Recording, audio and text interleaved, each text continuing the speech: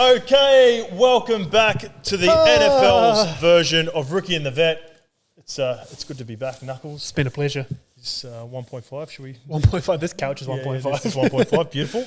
I'm excited to bring this back because this is also not only going to be, I think when we attacked this in the NRL, we did a little bit willy-nilly.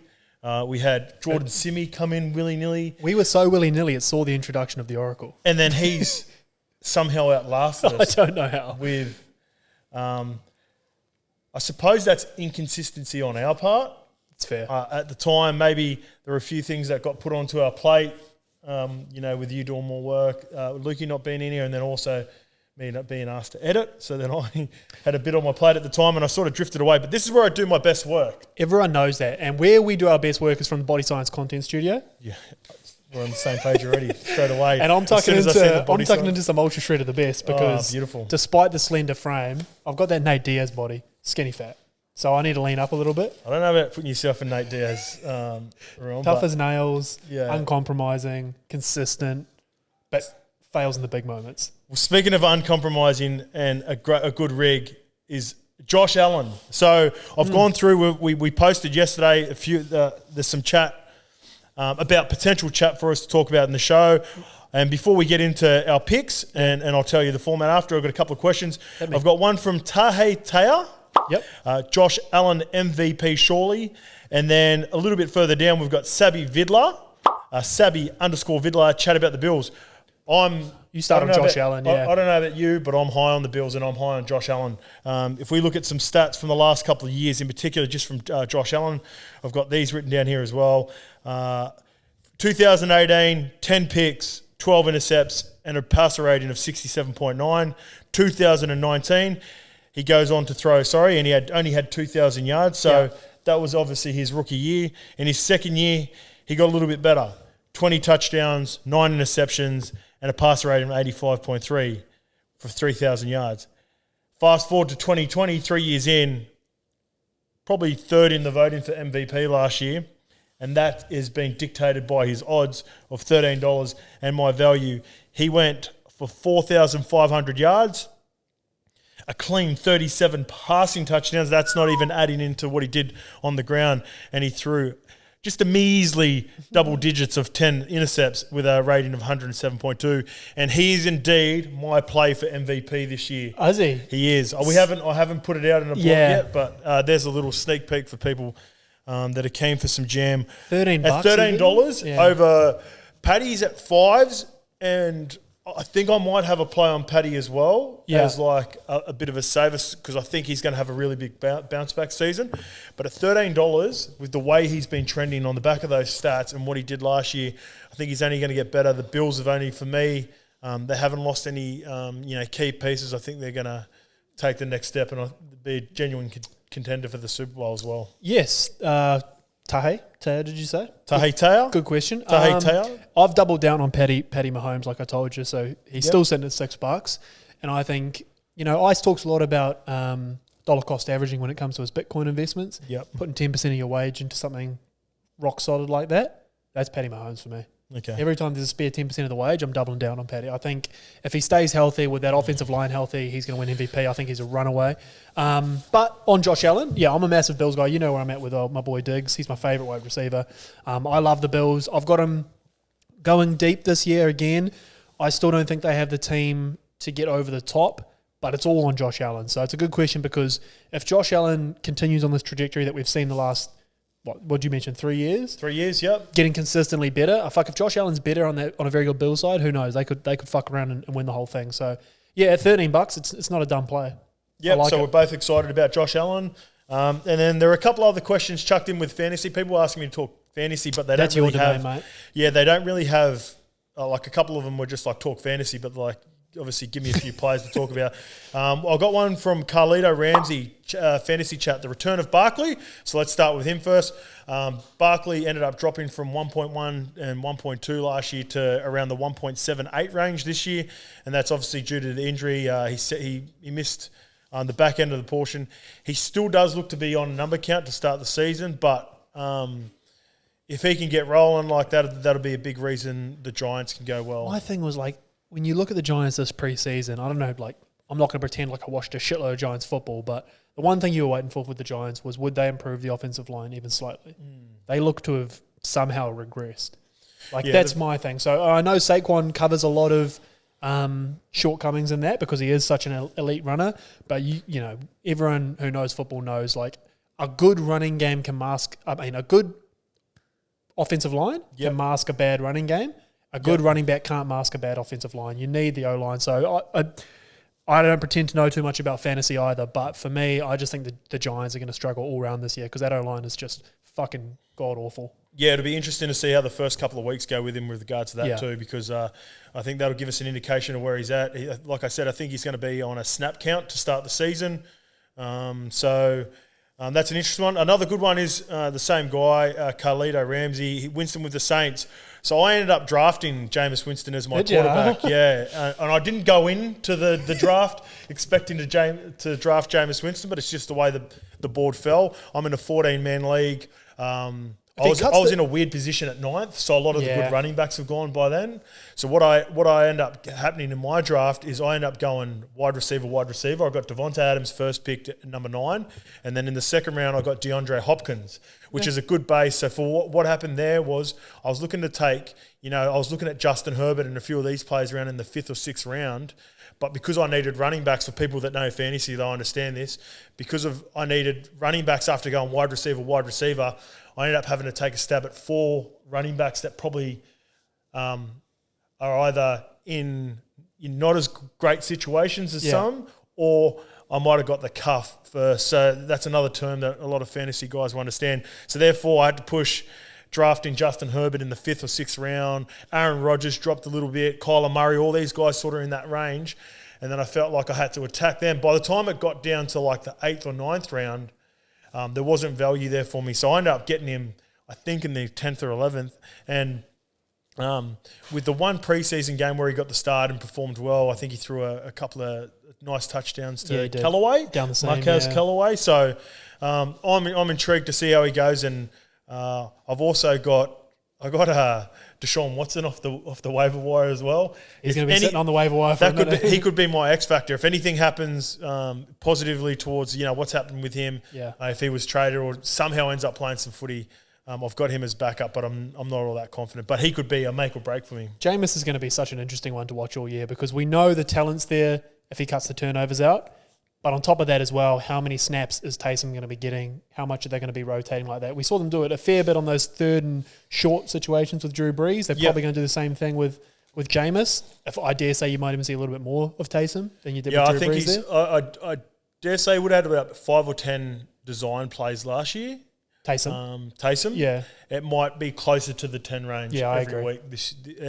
Especially considering there was some news just this morning that they cut Latavius Murray, who was the backup to Alvin Kamara. Yeah, he's a nice player. Yeah, well, that's the thing. Like, they're paying Taysom Hill starter money for the quarterback role. So Taysom Hill might be coming in and playing running back a little bit more than he even played last year. You see him at they get in those what do you call it, the jumbo package with the 2 tight ends, and he's under center. There's just and especially with a guy like Kamara who can catch passes like he can. They've got that many variations. Like I love Taysom Hill. I was truthfully on him over Jameis going into this preseason. You obviously told me straight away that it was Jameis' job, and he proved it. So it's going to be interesting to see from a fantasy perspective how many snaps get taken off Jameis because they want to not justify their spend with Taysom, but he's such a gadget that they want to use. So that could be a factor. But they're going to be intriguing all year. Taysom Hill could be like, for people that don't watch NFL and watch NRL, like he's almost like having that perfect 14. Yeah, it's like having Connor Watson and the Peachy of the NFL. Like, he can come on and play multiple roles at a high level. So you don't go in knowing exactly how you're going to use them, but you're going to use them. Yeah. He's definitely going to be a part of the game plan every week. So I hope that helps out for people that wanted to know those fantasy chats next week. When we do this show again, if you want to ask some fantasy questions, try to identify like certain players and positions. Give us something. Or why. Give us a bit of context, Carlito. But let's get into the picks, mate. We're going to go. So what we're going to do is, I've got all the games here. I've got our picks. We're going to be doing a tipping comp on the Doozy Club only. I'll do that tomorrow, yeah. Okay, so Doozy Club members only. We're going to be doing a tipping comp in there. I'll make our picks, but I've got 3 locks for every week. And I've gone and looked at some data for any time I'm not just going to be. We're not going to be Jordan Silly. We're not going to be Orachili. Orachili. I'm going big James Tama. Yeah, the NFL was really. It gives you so much information that you're able to make some educated guesses on touchdown scores, and I'll explain my reasonings and why. But let's get on to the first game on Friday, Jacko. Yeah, mate. Where are you going? Well, again, this is a conversation that you and I have probably had for the last 2 weeks. I was confident. I thought the Bucs were going to win. I'm still going the Bucs. Yep. My expectation on where the game's going to be played and how it's going to blow out has changed. I thought the Cowboys, probably 2 weeks ago if you'd asked me, I thought the Cowboys were going to keep this thing close. Yep. I thought they were obviously a very good offensive team, and I was expecting a bit of improvements on defense. I don't know where I was getting that from. Have you been watching Hard Knocks? Did you get caught up in the hype? Because teams that go on Hard Knocks I regularly get caught up in the Hard Knocks hype. Yeah, I thought the Browns were going to win the fucking Super Bowl. So bit of a prisoner at the moment there, but with the Bucs for the full preseason, when you actually have a look at what they've done, obviously all 22 starters coming back, that defense that was already elite has gone to another level, a healthy Vita Vea. I think it'll probably be close like any week one game. There'll be some teething pains even for the Bucs. They probably won't convert some of those early possessions, but once they get flowing, in footy terms, it'll be a 13 plus, and I think they'll lick them. Yeah, so it's 14 plus. I believe it's 1 to 13 and 14 plus for them. For me, I'm going the Bucs, and they're one of my locks for this week. They're $1.30. As of recording this morning, by the time we release this tomorrow, it might have come in or whatever. Sure, they're playing the Cowboys. I've got some, I will, based on what I've seen in Hard Knocks, and I'll use it as a negative against the Cowboys. Fuck, I'm sinking in this couch. Yeah, it's nice. it just feels comfy. Nice. Yeah, so last year, the Cowboys defense was the worst team against wide receivers for touchdowns in the league. They gave up 27 touchdowns against wide receivers. The next worst was the Minnesota Vikings at 24 and the Houston Texans at 22. So coming up against the Bucs, I think there's some value in this game as well. I think watching Hard Knocks, seeing Trayvon Diggs go against Amari Cooper and him absolutely torching him, I'm willing to take on Trayvon Diggs. So there's some value on all three wide receivers, whether you have a play on Evans, Brown. Mike Evans is $2.10. You can even find some better value for Antonio Brown at $3.10, but I think he's going to be playing in the slot a little bit more. For me, I'm going to take on Chris Godwin at $2.40. I think if they go one-on-one, Trayvon Diggs on Mike Evans, they'll be doing Trayvon Diggs and the defense a disservice. And so I like Trayvon Diggs, but I'm thinking that they double team Mike Evans with some help. So therefore, whenever that happens, it opens up for guys like Gronk, Chris Godwin's, Antonio Brown, and the likes of these to score some touchdowns. I actually don't think any of them are a bad play. No, neither. Considering those stats that I looked at. So those are some of the crucial stats that I think will be important. And I'll be having a lick on Chris Godwin at $2.40. I love it. The only reason I'm not following you on that is for the exact reason you touched on at the end. I think they're all a red hot chance. So I'd hate to go one way and the other two score. Yeah, so like Gronk scores, Antonio Brown scores, Mike Evans scores. Yeah. So if you sleep on Chris Godwin, because like you might be in the back of your head, it's always what have you done for me lately, and you probably remember him dropping a few crucial passes at the back end of last year. He's elite. Like Chris Godwin. Oh, Chris Godwin. Chris Godwin. He got a slow start as well. He had a bit of case of the dropsies. He had a hand injury to finish the season. There you go. So like when Chris Godwin's healthy, he is which is important genuinely when you're a elite. receiver. That's it. You need your wrists.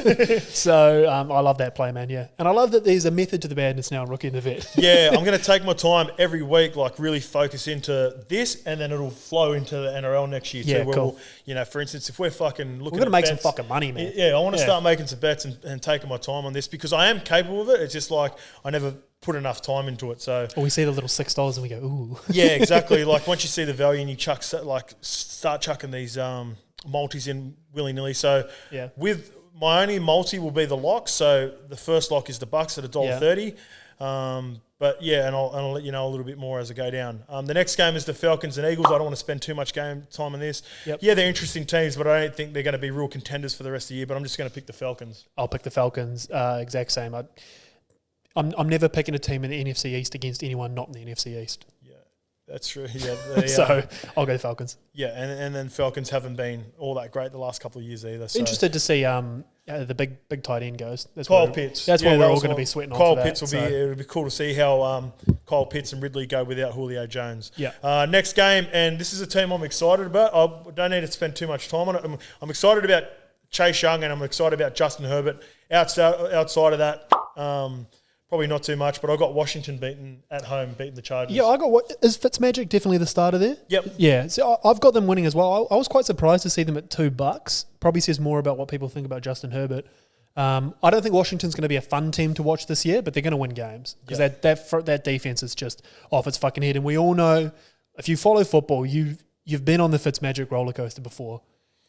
He's probably going to be leading MVP going into week 6. Fitzmagic is capable of going toe-to-toe in a shoot-off with Justin Herbert which will be fun. So it could be fun in that sense. And then he'll fade at the end of the year, but I think they win. It'll be a bit of a grind game. I don't see a lot of points in the Chargers despite how elite Justin Herbert is. They're just not super strong across the board. So I got their Washington defense winning that one. Yeah, and I hope Derwin James can come back and play some consistent footy because he's looked good in he's a safety for him. Yeah, he's very nice. Who's just like he's an elite safety when he's out there. Moving on to the Titans and Cardinals. This is one of my more intriguing games. I'm not like having a play on any of these games. I'm still excited to see how they all play out. But Cardinals versus Titans is like these two teams I think can be thereabouts at the end of the year. Cardinals are in one of the tougher divisions. If they were in a different division, I'd probably be more confident on them. But I'm going the Titans, and Julio Jones lines up.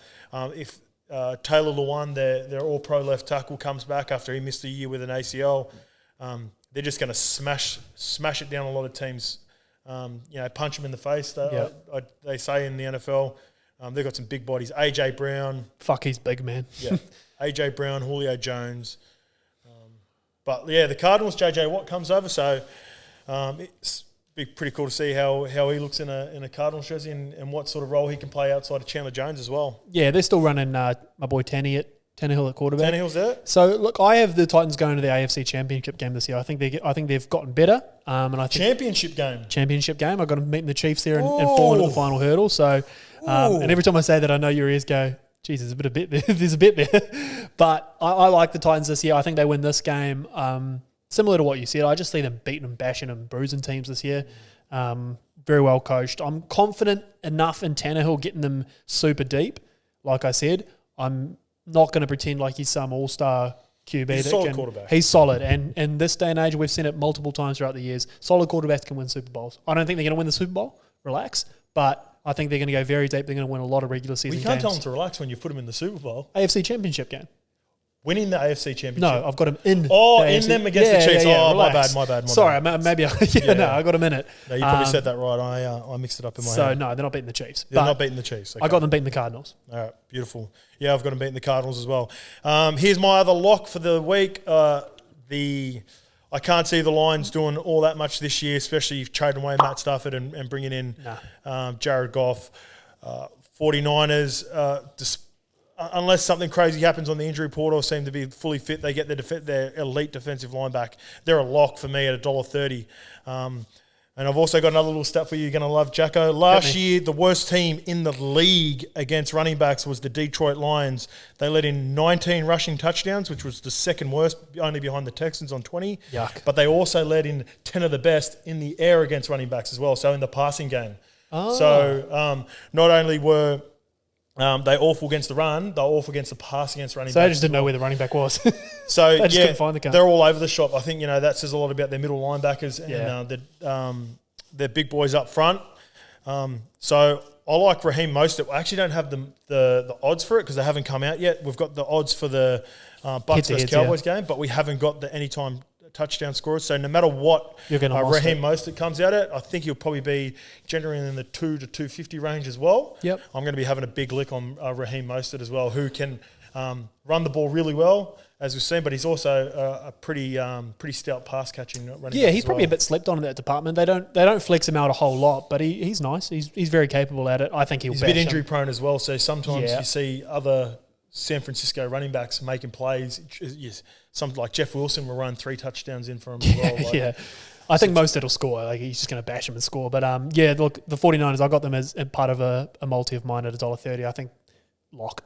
Yeah. I think they're winning that pretty comfortably. And like I said, you and I have had conversations off here. I'm not a Jimmy G guy, but I'm just of the mindset that they win when Garoppolo plays. So Garoppolo's going to keep playing. They're going to keep winning games. I think they're going to win a fuckload of regular season games this year. Yeah, and quickly before we move on, just say, for instance, if the price is really good for the new rookie too, Trey Sermon, I might be having a play on big play on Raheem Mostert, but I'll also be having, just with those stats, I might be having a little nibble on Trey Sermon because he's been known to be running back by committee sort of guy. Yeah. He does give it to the hot hand, but if just say Raheem Mostert starts and Trey Sermon comes on to spell him for a little bit and does a good job, he sometimes just gives them the whole series. So I could be having a play on both. The next game is probably the ugliest game of the entire round, the Texans versus the Jaguars, both awful teams, although we do get to see the number one pick, Trevor Lawrence, play his first game. And I'm going the Jags because I just can't see the Texans winning a game this year. I'm going the Jags, and the stat escapes me, but it's something like an 11% chance of number one picks getting a win in their first game. Yeah. So it's like, they fucking hardly ever win. But I think you couldn't ask for a better scenario than a J.J. Watt, Deshaun Watson-less Houston team in week one at Jacksonville. Yeah. So and they were awful last year. Like awful. Their name comes up a lot in these stats. Every time you say second worst against the thing to the Texans. Third worst against wide receivers, second worst, the worst against the run. So I think Urban Meyer and Trevor will be getting their first win of the season in week one, which would be nice for him. I don't have him written down here, but I'm not touching him in the multi. A sneaky little play on James Robinson if you're looking to have a bet in that, but they won't be a part of my best bets. I've got 3 touchdowns for the first week, but I'll be monitoring that Texans game for sure for that purpose. The next game is the Bengals at home, former first round pick who's coming back from a serious knee injury himself, Joe Burrow against the Minnesota Vikings. I've got the Vikings. Yeah, it's actually a coin flip for me. I'm going to land on. I'm going to go the Bengals just because I don't want to keep agreeing with you. Yeah. Have we agreed on everything up until this point? Pretty much. Don't follow me on this one, but I just want to see him with his boy Chase, Jamar Chase out there. He started off preseason pretty slowly, but apparently he'll click in. Last week has started to click, and he's been doing heaps of extra work with Joe Burrow. It's going to be nice to finally see Cincinnati with a bit of fucking consistency under center. I know consistency, they had Andy Dalton forever, but consistently good play is another thing entirely. So Cincy are going to have another tough year, but I think they can jag one against a team like Minnesota who are that fucking up and down. You never know what you're going to get out of those blokes. Yeah, it is hard. Like, even though they've been pretty consistent, like around the playoff run, it's just losing Diggs for them is. I mean, I think I'm never a guy that says a wide receiver can change a whole football team, but a guy who competes like Diggs does and who was obviously such a locker room guy there. And I love me some Adam Thielen. He's my type of guy. Yeah, I like Thielen. I like Thielen and Jefferson. I think exactly, but I just think they're going to Minnesota aren't going to do anything this year. So. I'm going to go Cincy. Why not? Yeah, beautiful. All right, let's see if we disagree on this one because this is one of my intriguing games. I'm thinking we might because you're heavier on the Titans than I am on the Colts in that division. Yeah. I've got the Colts over the Seahawks. I don't. Oh, you don't? You got the Seahawks. I got the Seahawks. Yeah, beautiful. Yeah, so you explain your madness. I'll tell you why you're wrong. I love the way the Colts have been building over the last couple of years. I also love the trade for Carson Wentz, even despite he's had a few injuries. I didn't think he was going to be right for this game. Neither I was picking the Seahawks up until...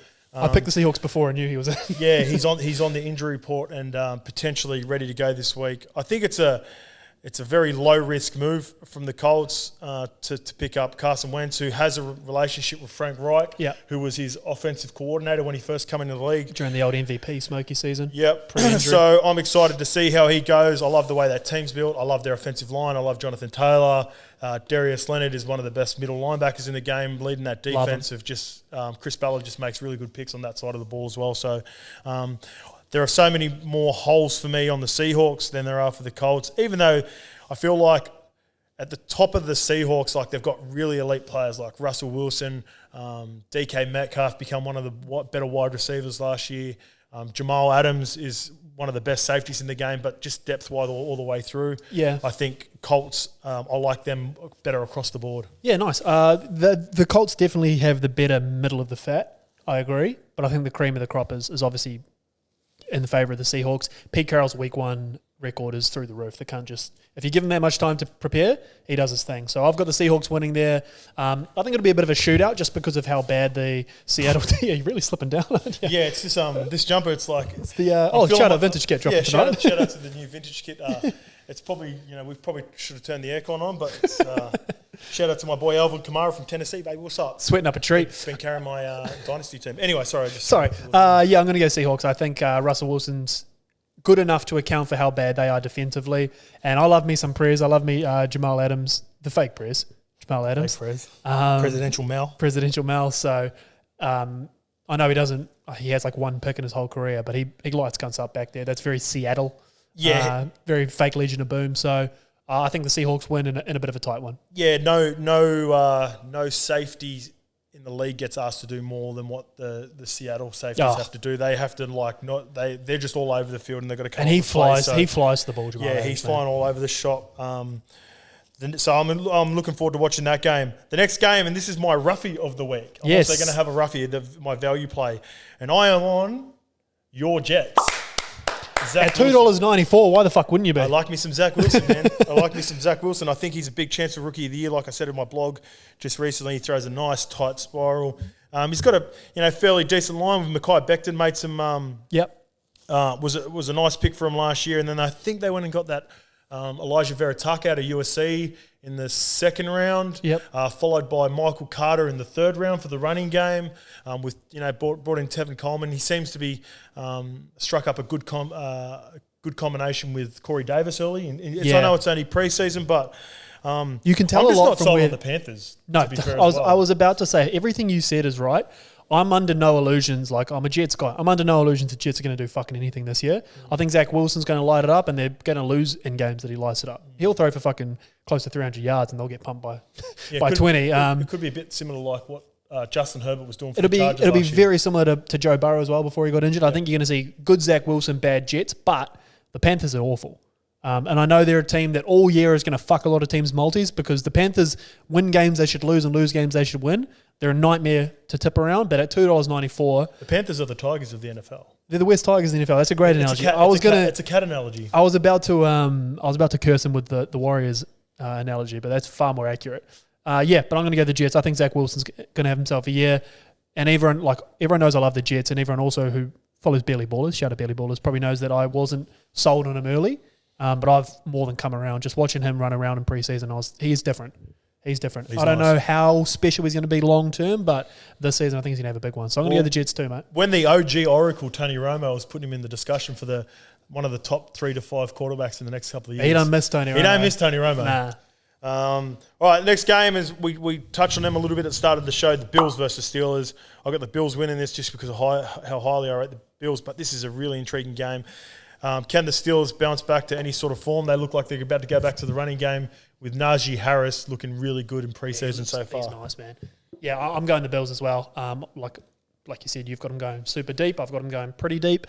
But, I'm staying away from that one from a betting standpoint just because Same here. Of the respect for Tomlin and Big Ben and all those boys. They know what the fuck they're doing. But the Bills should. I don't think Tomlin's ever had a losing season. I think I've seen never. that. No, is that 100%? No, he did it. He fucking had a winning season with old Mutters Rudolph. Yeah, Mutters Rudolph. Yeah. So I'm staying away from the game, but the Bills should win. Yep. All right. Next game is the Giants versus Broncos, and I think we're split on this one. I'm going the Broncos. Oh, then we are split. I was going to say why are we split? Okay, why? I'm not a big fan of either. I don't really like. I think this is going to be a defense-dominated game again. Yeah. I think they're going to both try to run the ball. If I was going to have a play just because I have a play, I'd probably be taking the unders in this game without even looking at it. Teddy Bridgewater doesn't excite me, but either does our boy Danny Dimes. So I'm yet to see a dime. I've seen him run the ball for 60 of the best, 70 of the best, and trip over right at the end. Fuck, that was torture. But yeah, he doesn't excite. I've never been a big fan of Daniel Jones. I'm not a big fan of Teddy Bridgewater either. So for me, it's going to be a good defensive battle. I think Von Miller's back, which is good. Him and Bradley Chubb, I think they might cause some dramas on the outside. And old Danny Dimes with if Saquon ends up being on a snap count and if he's not producing anything early and they shut him down and make Daniel Jones beat him, I think Broncos win pretty comfortably in a low-scoring affair. This is why this show's so good, because before you started talking, I had a whole soliloquy about why the Giants would win. I think Denver gets it. so you've swayed me. Okay, Stick to your guns. For the exact reason why you said you think it's going to be a running dominated game. Yep. I think Saquon gives the Giants the edge in that department. Yep. Depending on his total involvement in that respect, like you mentioned, if he's on a snap count, they're not a fucking chance. I think the Giants are good enough. My thing with the Giants, and I mentioned off the top with the fantasy chat, that O-line is just disintegrate. And if you've got edge rushers like Denver does, it could be a tough day at the office for Danny Dimes. If Saquon plays, if the over-under snap count is whatever, give me a number. 15 to 20 maybe. 50%? Yeah. Or maybe 10 to 15 for his first week. If he goes on the overs there, I think they win. If he's under, they lose. So you've swayed me, but I'll stick with the Giants. Fully talked you out of it. Fully talked me out of it, but I'll stick with the Giants. All right, the next game, and this is one of my lock, and it's not just because of bias, because I'll explain. My Green Bay Packers at $1.50, the last game of my lock. So I got $1.30 Bucs into $1.30 49ers into the $1.50 lock for the Packers. I've followed you here. This is the proper rookie event multi. Yeah, so the Saints have had to move to the game to Jacksonville as well because of the weather there. They've had another hurricane scare. Packers, despite the Saints performing so well in the last couple of years, Packers have actually done pretty decent against them in the last 4 or 5 meetings. Rodgers sort of used to have the wood over Drew Brees. I think they might have won, he might have beat him three out of the last 4 times. And Saints are historically slow at starting the season. Yeah. Even before Brady got to the Bucs, I think, the Bucs beat them on a couple of occasions in the first round back to back. So they do start the season a bit slow. Add into that, they've got the first quarterback to start from who's not named Drew Brees probably in the last 15 or 20 years. Yeah. So there's going to be an adjustment there.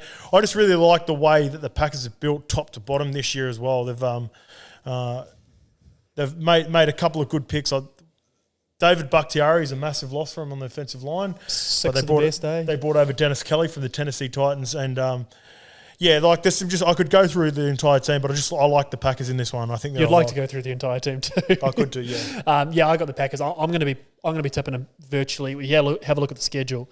There's not many losses in there. I think they're going to have a fucking dominant year, the Packers. So last dance vibes. We've all said it with. I agree with Aaron and. Your boy out there, wide receiver, who am I saying? Adams. Yep, Devontae. So, yeah, I've got the Packers. I don't think it needs too much explaining.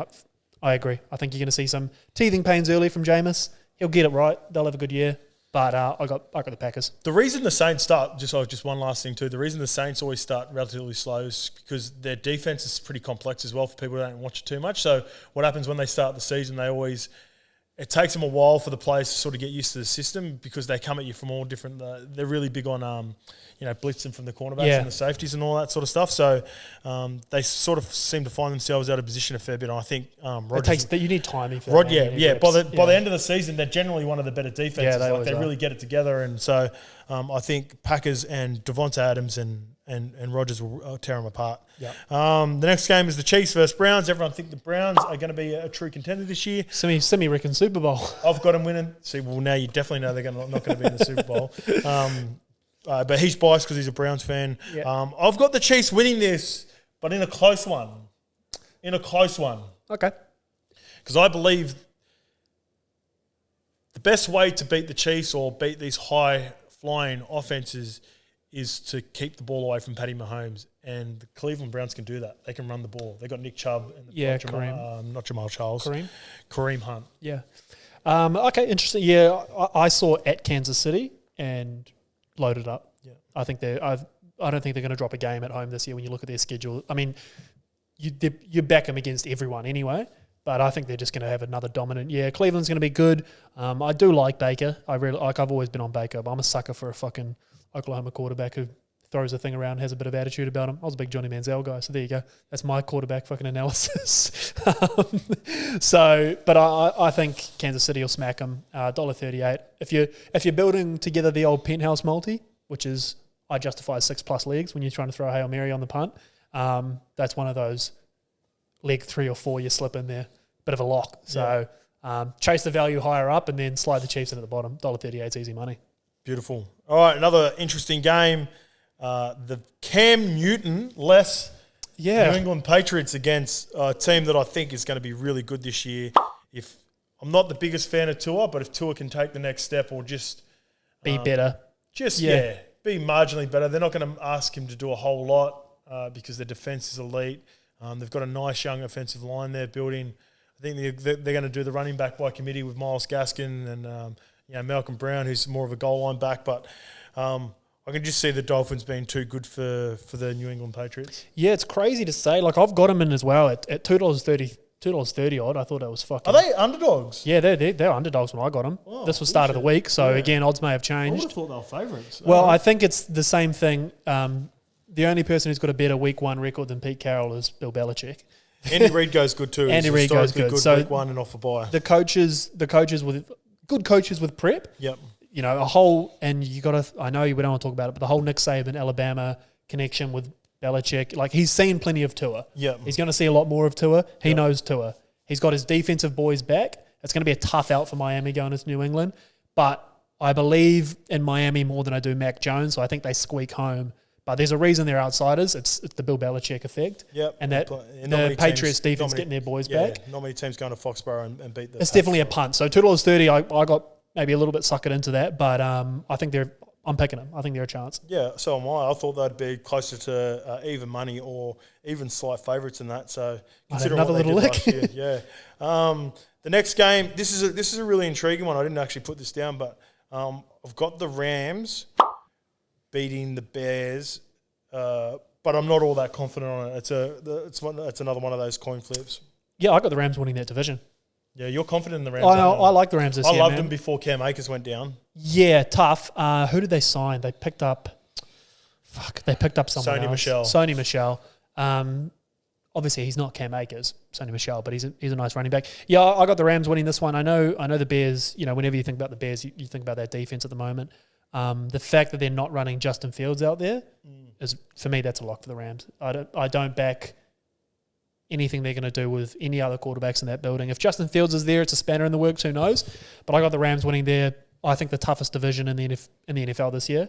So yeah, I got the Rams winning that one. I think they've got a good side. They've obviously got an elite defense, elite coach. They throw weird looks at you with all their jet sweeps and all that business.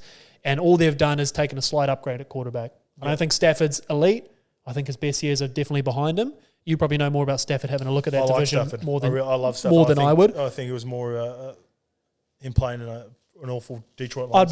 I'd be lying if I said I had watched a shitload of Stafford play in the last few years, but by the numbers, there has been a steady decline. I still think he's a lot better than Jared Goff, who I stuck with through thick and thin, unfortunately. Yeah. I'm a terrible analyst when it comes to quarterbacks. I have not fucking hit on a quarterback. Well, you're lucky you got me on this show, though. Oh, thank fuck, because here's the guys that I've had the biggest rap on. Just getting a little bit off topic here. In my time as a football fan. Yeah, go on. Coming out of college. Johnny Manziel? Yep. Bust. Yep. Mariota? Bust. Yep. Sam Darnold, I called him the second coming to Brett Favre. We're losing viewers right now. I know. And guys who I said were absolutely no chance of being any good. Josh Allen. Carson Wentz, who we're still a bit undecided on. Yeah, the jury's still out. He had a good season, and then he's obviously been injured. Which I was sky high on Jared Goff. Yep. I said, think fucking Peyton Manning. Think that sort of career. Ooh. Yeah, mate. I could go on all day. I never hit on a quarterback. So if I say Stafford's good, he's probably going to have a shitter and the Bears will win. But I'm going to go the Rams. And not to gas myself up too much, but I've done pretty well in the last couple of years. Yeah, so, you do your best work on that. Probably would have seen. I've even declared him on this show. Justin Herbert was my favourite quarterback. I didn't like him over Tua and Joe Burrow. That looks to be playing out well. I did fuck up really. So I liked Josh Allen, but Josh Allen was my 2. Yeah. My number 1 was Josh Rosen. Yeah, that was a big one. We all got sucked into that one. I thought he was just with the arrogance and same. I liked UCLA. I've seen a bit of Rodgers about him. Yeah. And they're going to regret it. Yeah, and that's all. So I completely got that wrong. But for the most, I've been pretty accurate with him. So another one who I highly doubted was Lamar Jackson. And the guy that I've been on, and I told you guys, was Zach Wilson was my guy. Yeah, he was. Long been. Yep. So I'm going the Rams. Sorry.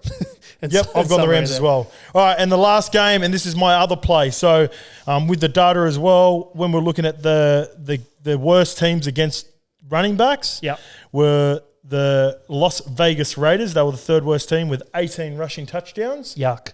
So therefore, I'm going to go Lamar Jackson as a running back and an anytime touchdown scorer.